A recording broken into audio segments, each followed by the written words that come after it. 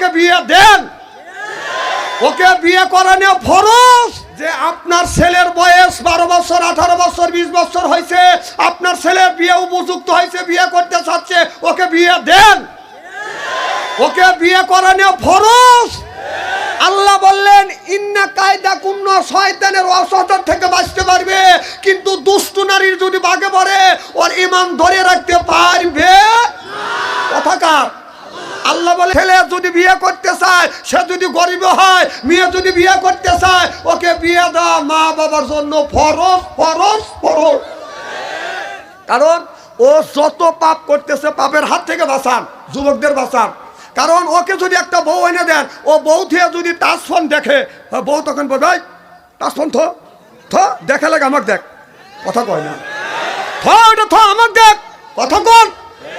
বউ খারাপ ছবি দেখবে, ও যদি অশ্লীল ছবি দেখতে চায়, বউ বলবে যে ওই ছবি বাদ দে, আমার যা আছে তাই দেখ তুই। এই জন্য বিয়ে দেন। যদি জাহান্নামের হাত থেকে যদি ছেলে বাঁচাইতে চান, মোবাইল তো তুলে দিয়ে সারে সর্বনাশ করছেন, জাহান্নামের হাত থেকে যদি বাঁচাইতে চান, তাড়াতাড়ি আপনার ছেলে যদি বিয়ে করতে চায়, বিয়ে দেওয়া ফরজ ফরজ ফরজ। এই যুবকরা কথা বলো না কেন? যুবকরা লাফা উঠতেছে।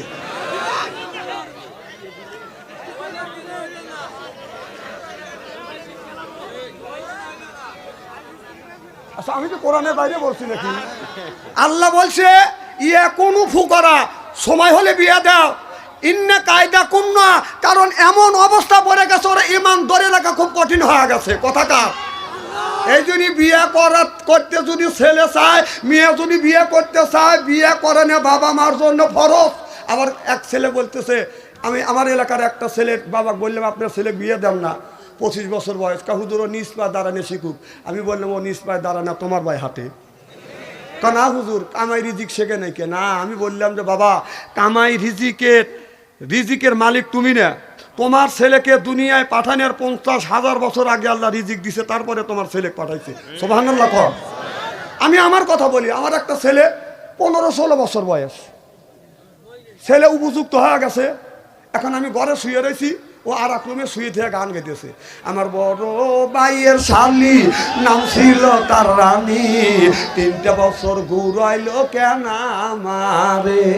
আমি সাথে সাথে ওর গানের উত্তর দিলাম, আমি ভালো কইরেই জানি নাই তোর বড় ভাইয়ের শালি এত বড় মিথ্যা কথা কলি রে বেটা, এত বড় মিথ্যা কথা কলি।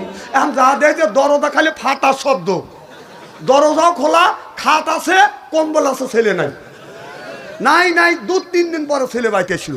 আমি চিন্তা করলাম ছেলেটা তাহলে তো বিয়ে করতে চায়, ও তো এই কথার ইঙ্গিতে বোঝা যায় বিয়ে করতে চাচ্ছে, তখন ছেলে তো পড়াশোনা করতেছে, ও তো কামাই রিজিক শেখে নাই। তখন আমি জানি যে আমার ছেলেকে পাঠানোর 50,000 বছর আগে আল্লাহ রিজিক দিছে, তারপরে ছেলে পাঠাইছে। আমি ছেলেটাকে এনে বললাম বাবা আমি তোমাকে বিয়ে করা দেবো। ছেলে কয় আলহামদুলিল্লাহ। আমি ছেলেকে বিয়ে করা দিলাম, যেই বিয়ে করা দিলাম, বিয়ে করানোর পরেই আল্লাহ ছেলেকে রিজিক খুলে দিল। লাভের সাথে বেটার বউ আমাকে 32 বা 33 আব্বা কয়, আব্বাটাকে আমি ভিড়ি পাইছি। আমি যদি এই ছেলেটাকে বিয়ে যদি না করাইতাম, ওই আর একটা মেয়ে এসে আমাকে আব্বা কইতো, কথা কয় না, কথা কয় না। খালি ছেলেকে বিয়ে দিলাম, ছেলের কাজও হলো, রিজিক খুলে দিল কে? লাভের সে ফিরি পাবে। আমি আব্বা ডাক শুনতেছি। এখন বৌমা ধান আব্বা বলে, আত্মা ঠান্টুও আছে না, ঠান্টার অপর নাম ঠান্টু। যারা জ্ঞানীগুণী শিক্ষিত আছে তারাই জানে যে ঠান্টার অপর নাম, জোরকান ঠান্টার অপর নাম জিকির করো লা ইলাহা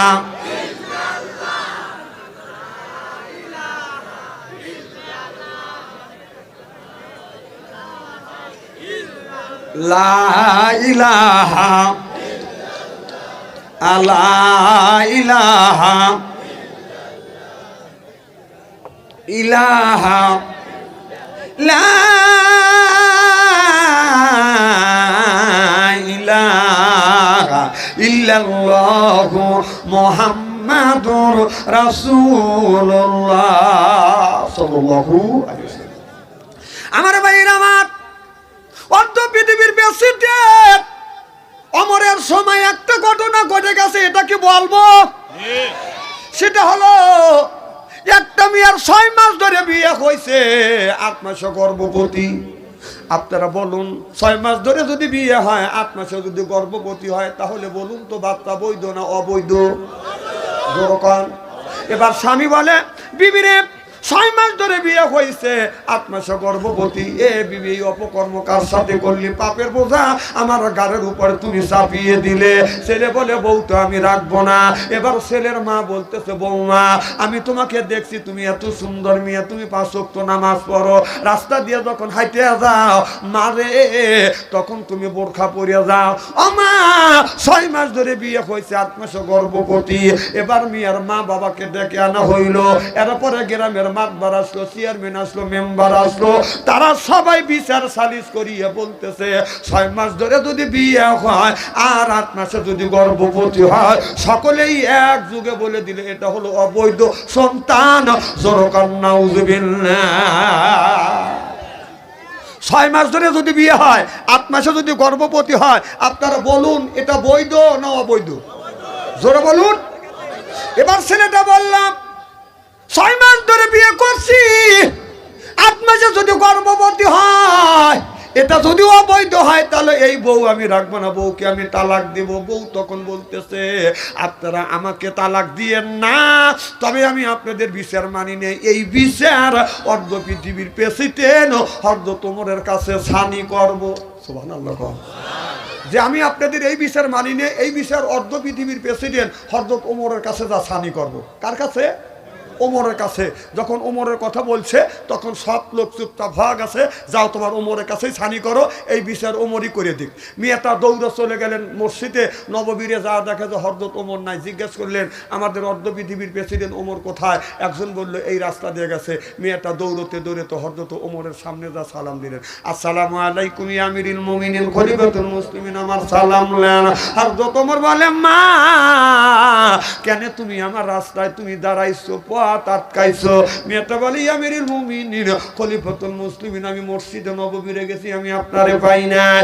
মানুষ বলল, হযরত ওমর নামাজ পড়িয়া গ্রামের দিকে রওনা করছে, আমি খুঁজতে খুঁজতে হুজুর আপনার পর্যন্ত আসছি।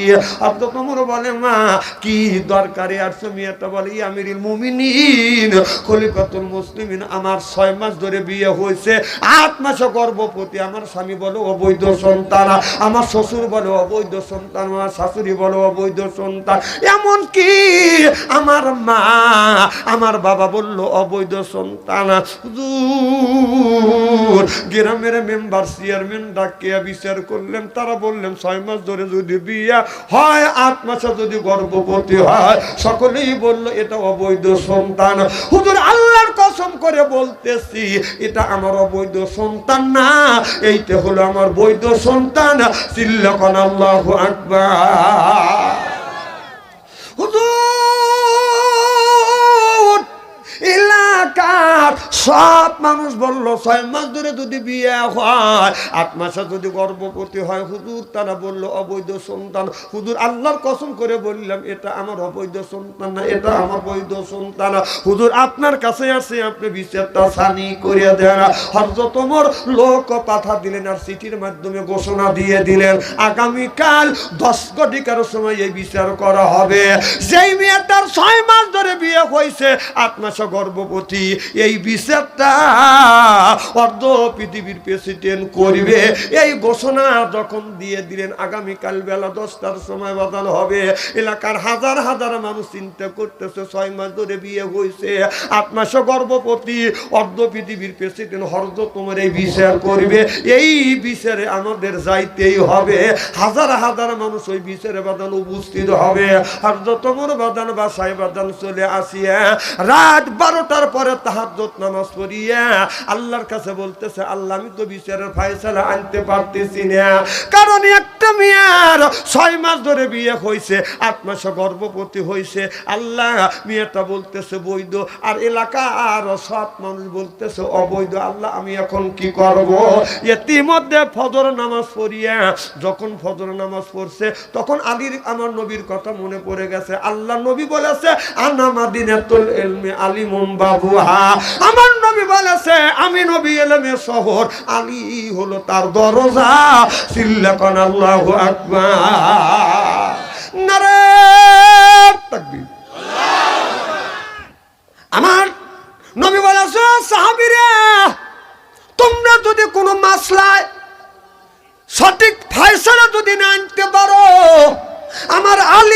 গেছে আলীর কাছে গেলে আলী এইতে ফায়সালা করে দিবে।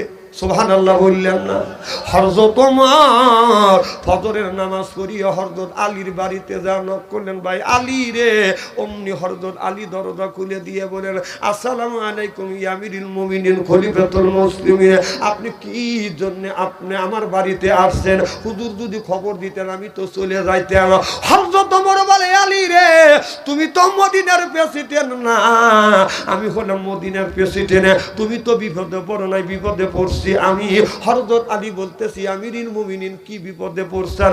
হযরত ওমর বলে, আলী আমার রাষ্ট্রের মধ্যে একজন অন্যায় ন্যায় বিচার না পাইয়া, যদি ন্যায় বিচার যদি না পায়, কিয়ামতের ময়দানে আল্লাহর আদালতে আমার নামে মামলা দায়ের করবে।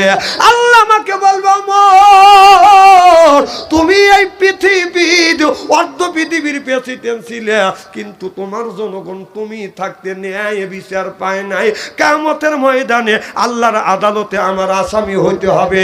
আমার যদি হাসিনার মতো বিচার করে, এই বিচার আল্লাহ কি মাইনে নিবে? আমাদের বিচার হয়েছে কি 6 মাস, 17 বছর। বাবা শরীর চলে না, মিডিয়ার কাছে এসে কয় খেলা হবে।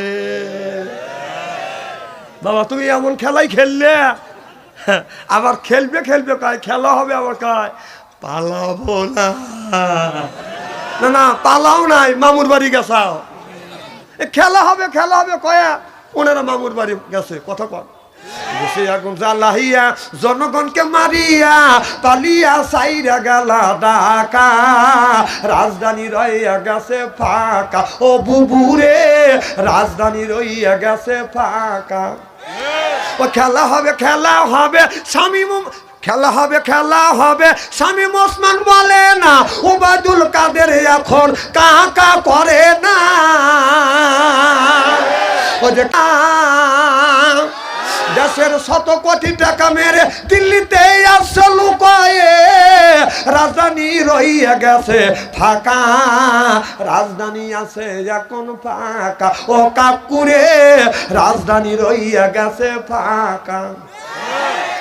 আলেমদের ফাঁসি দিয়া কত খুশি হইয়াছো, নিজের আইনের ফান্দে নিজে ধরা খেয়েছো। এখন তোমার ফাঁসি হবে, জনগণ চেয়ে দেখিবে, অদলে বদলে হবে ফাঁসি।